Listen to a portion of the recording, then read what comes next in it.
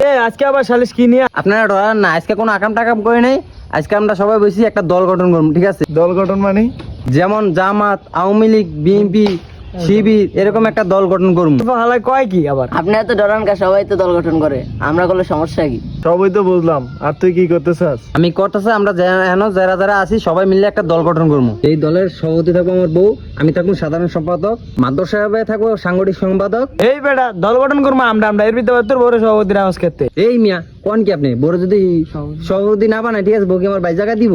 মাদর সাহেব, ও যদি ওর বড়লিয়া দল করে তো হয়তো এই দলে থাকতে পারবো না। আর নাই তো ওরা বাদ দিয়ে আমরাই করবো।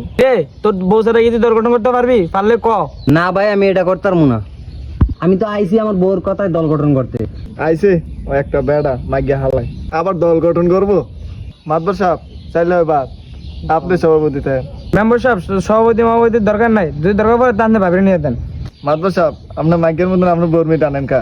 আপনি বুঝবেন না, পরে আবার আমার সমস্যা হইব। কি সমস্যা হইব? কইছে বাইর থেকে খেতাইব, আর আমারে আত্মাও ভাঙ্গিয়া বাইর থেকে কইছে খেতাইব। পরে আমার এই আত্মাও ভাঙ্গালে ভিক্ষা করে খাওয়া। সব আমি ডাক্তার না, থাকলে আপনি থাকেন। ভাই আমি এটির ভিতরে নাই। আপনি না হবাই চিল্লাইলেন। আমি পারবো না, আমার সমস্যা আছে। আপনার ভাবি শুনলে? ভাবি শুনলে কি হইব? অবত কইছে আত্মাও ভাঙ্গিয়া বাড়িতে খেতাইব, আর আমারে ডাইরেক্ট নারী নির্যাতন মামলা দিব। ভাই সবারই তো বউ আছে, ঠিক আছে, তাইলে সবারই তো করতে পারবো না, তাইলে আপনি করেন, আপনার তো বউ নেই। মিয়া আপনি কোন কি? মেম্বার সাহেব হয় না বিয়া করে নাই? ও বিয়ে করে না মানি? ও যেই মহিলা বিয়া করছে হে আরেকটা বিয়া করছিল।